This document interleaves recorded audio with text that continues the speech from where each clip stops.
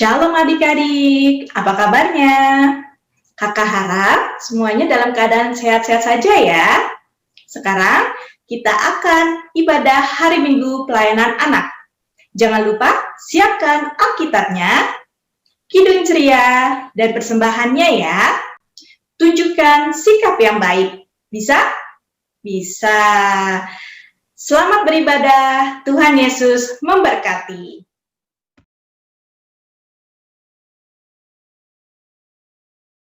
Shalom adik-adik. Adik-adik, sebelum kita mulai impak kita di pagi hari ini, kakak punya satu tebak-tebakan nih. Kali ini kita nebak judul lagu ya. Lagu ini biasanya dinyanyikan pada saat adik-adik impak. Gak susah kok. Ya, mulai ya. Ditebak ya, gak usah pakai contoh lah ya. Pasti adik-adik bisa. Pertama ya, tapi jawabannya ditulis di kolom komentar. Oke ya, kita mulai. Yang pertama,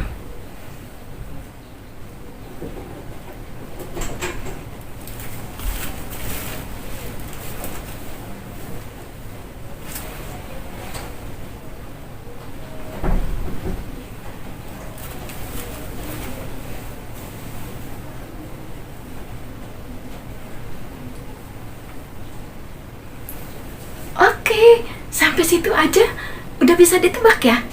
Judulnya apa ya? Ayo tulis buruan di kolom komentar. Pinter. Jawabannya adalah di pintumu. Yeay, hebat. Nah, yang kedua. Perhatikan ya.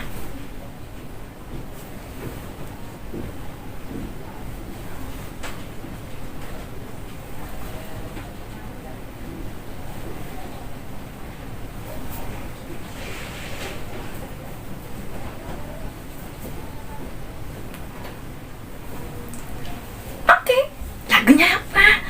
Tulis buruan. Pinter. Lagunya adalah baca kitab suci. Hebat. Adik-adik, ini yang ketiga, yang terakhir. Perhatikan ya.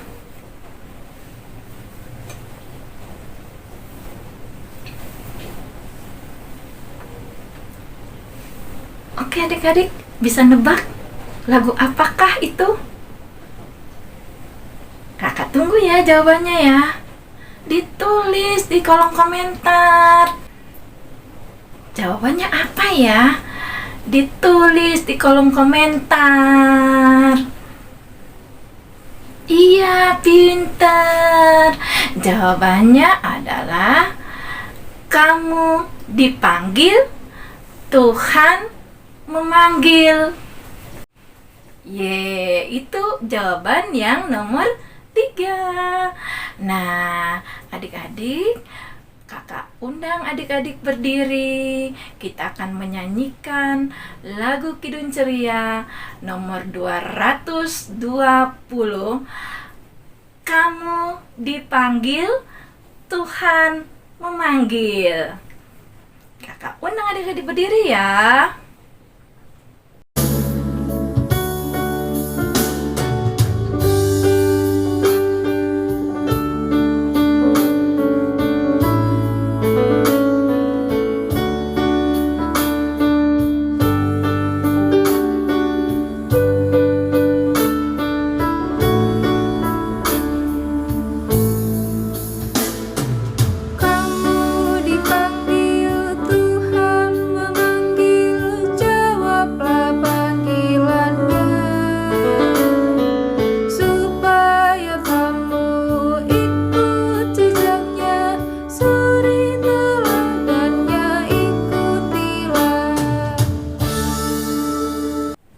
Adik-adik, mari kita berdoa.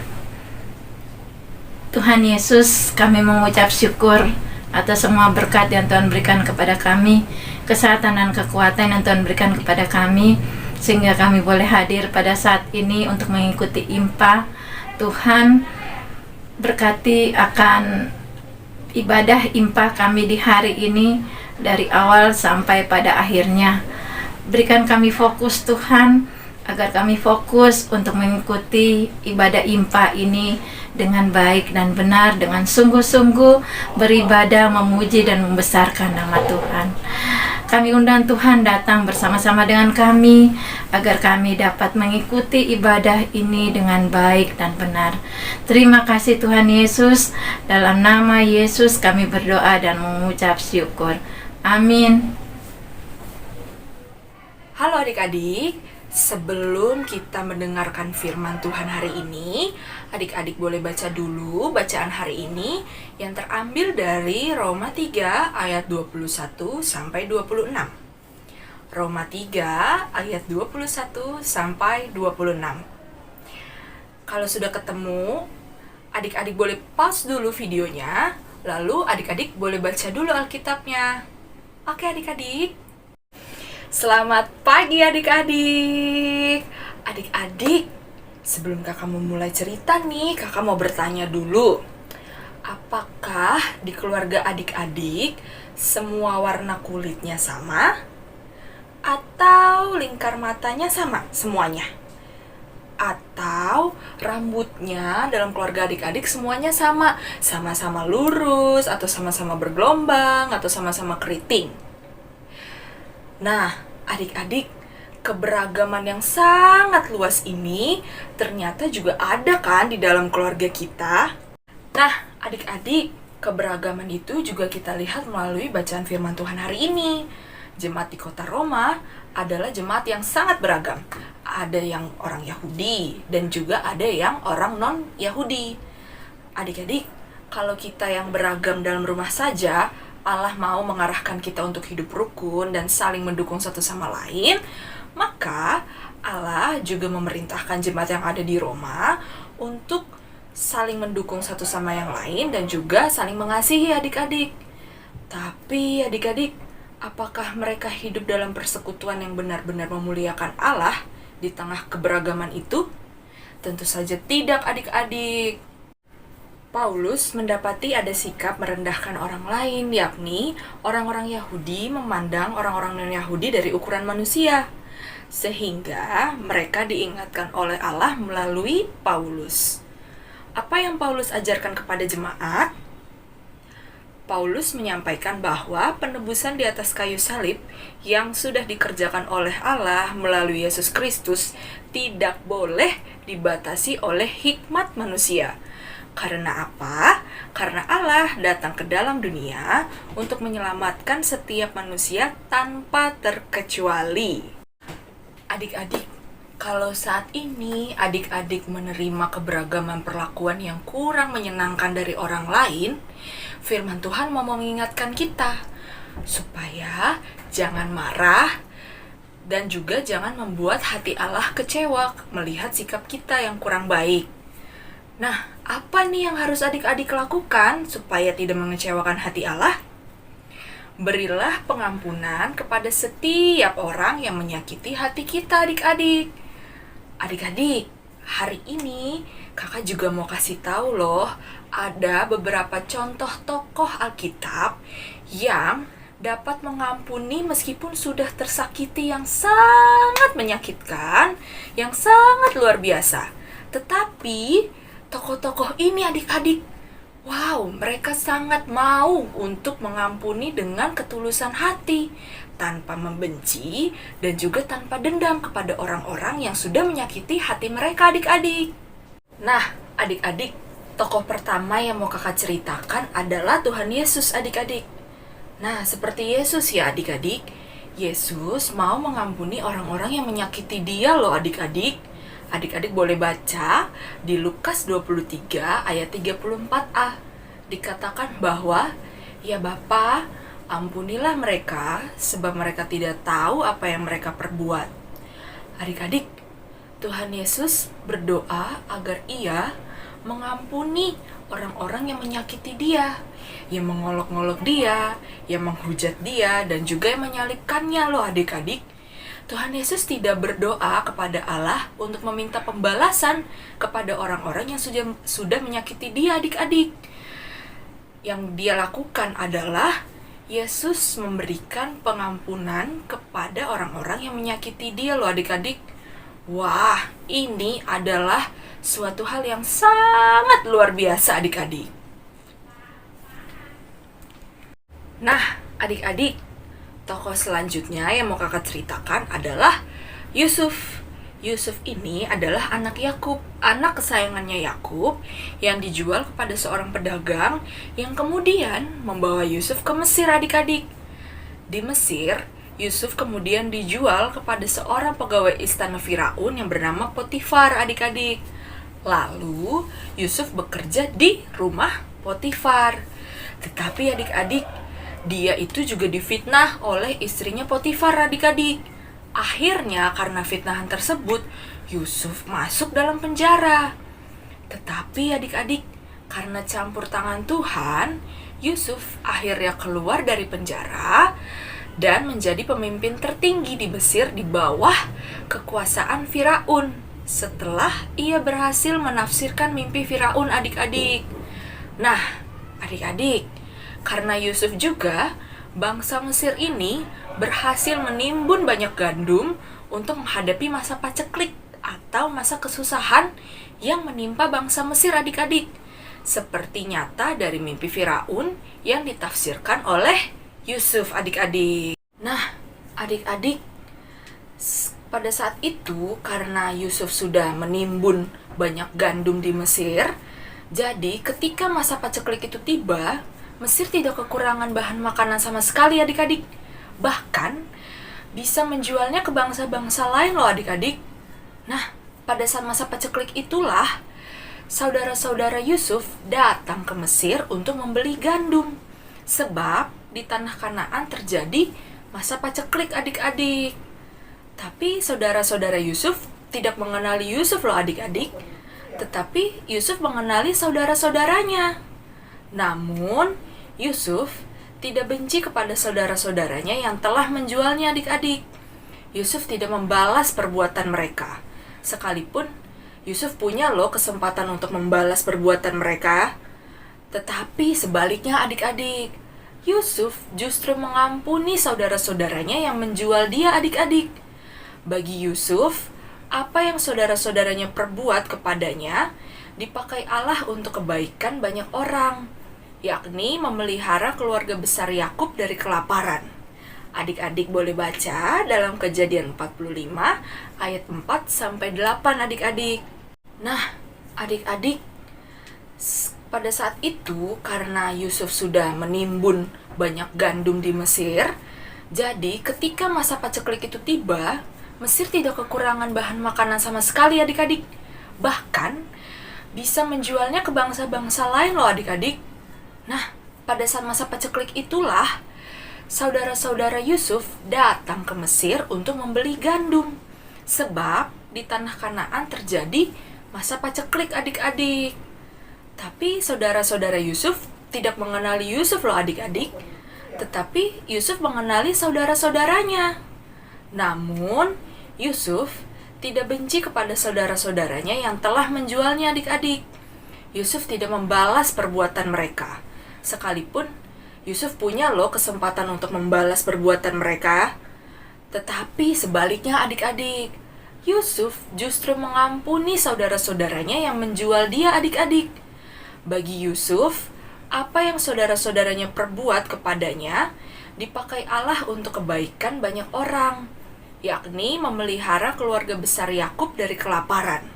Adik-adik boleh baca dalam Kejadian 45 ayat 4-8 adik-adik.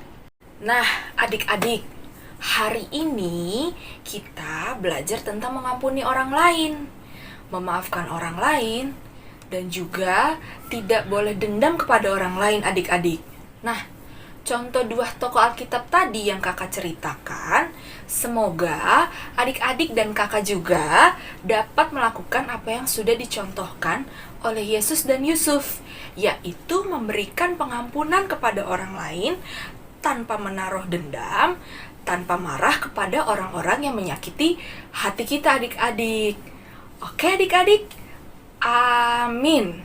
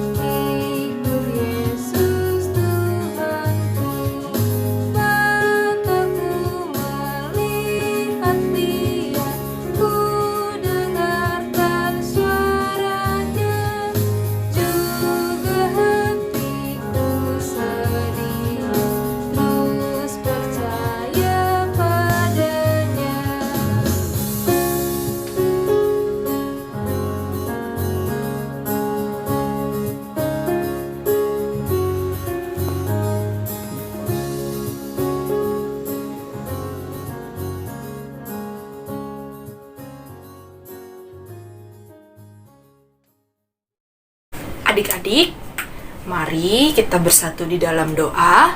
Lipat tangan, tutup mata, kita berdoa.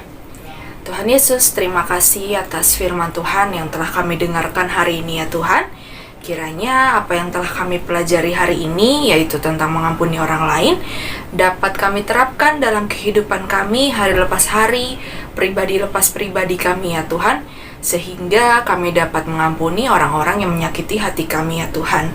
Tuhan, saat ini juga kami ingin berdoa untuk bangsa dan negara kami, di mana saat ini sedang banyak orang yang terkena sakit COVID-19 ya Tuhan.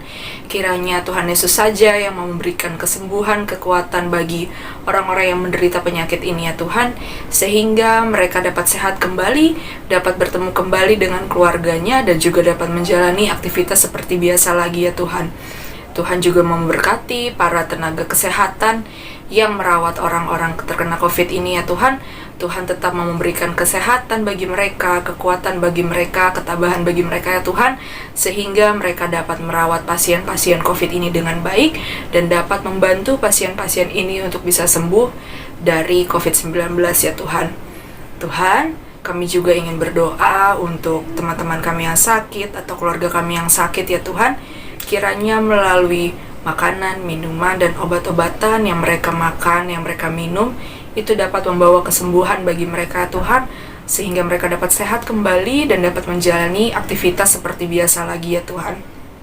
Tuhan, kami juga ingin berdoa untuk teman-teman kami yang berulang tahun pada minggu ini ya Tuhan. Terima kasih atas pertambahan usia yang Tuhan Yesus telah berikan kepada mereka ya Tuhan. Kiranya dengan usia yang baru ini dapat menjadikan teman-teman kami bisa menjadi pribadi-pribadi yang lebih baik, yang lebih dekat dengan Tuhan, dan bisa menjalani apa yang harus dijalankan setiap harinya ya Tuhan. Tuhan, kami juga ingin berdoa untuk persembahan yang telah kami berikan. Kiranya persembahan ini dapat bermanfaat bagi pelayanan dan gerejamu ya Tuhan, sehingga juga dapat dikelola dengan baik untuk membantu berjalannya pelayanan dengan baik ya Tuhan. Tuhan juga mau memberkati kami dalam sekolah kami. Kiranya kami dapat memahami apa yang guru-guru ajarkan di sekolah, sehingga kami dapat mengerti, kami dapat menerapkannya dalam kehidupan kami sehari-hari. Kami juga dapat menerapkannya dalam ujian-ujian kami ya Tuhan Yesus. Tuhan, kami akan mengakhiri doa ini dengan doa yang Tuhan Yesus telah ajarkan kepada kami. Bapa kami yang di surga, dikuduskanlah namamu, datanglah kerajaanmu, jadilah kehendak-mu di bumi seperti di surga. Berikanlah kami pada hari ini makanan kami yang secukupnya, ampunilah kesalahan kami, seperti kami juga mengampuni orang yang bersalah kepada kami, dan janganlah membawa kami ke dalam pencobaan, tetapi lepaskanlah kami daripada yang jahat.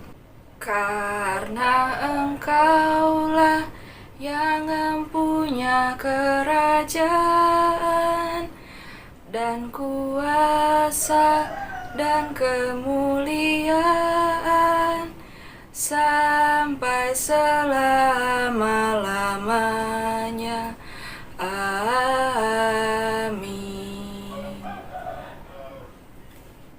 Adik-adik, kakak undang adik-adik untuk bangkit berdiri. Kita mau bernyanyi lagu pengutusan. Selamat hari Minggu adik-adik.